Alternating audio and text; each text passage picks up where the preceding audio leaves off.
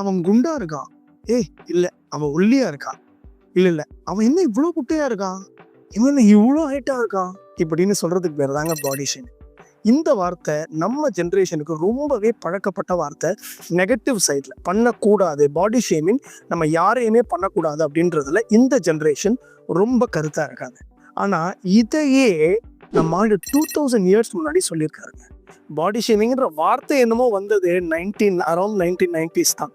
ஆனா 2000 இயர்ஸ் முன்னாடி நம்ம வள்ளுவர் இதே டாபிக்கை டச் பண்ணி செய்யாதீங்கடா ஏன் அப்படின்னு சொல்லியிருக்காருங்க. உருவு கண்டு எல்லாமை வேண்டும், உருள் பெருந்தேர்க்கு அச்சாணி அன்னார் உடைத்து. உருவத்தை வச்சு யாரையும் கேலி செய்யாதீங்க.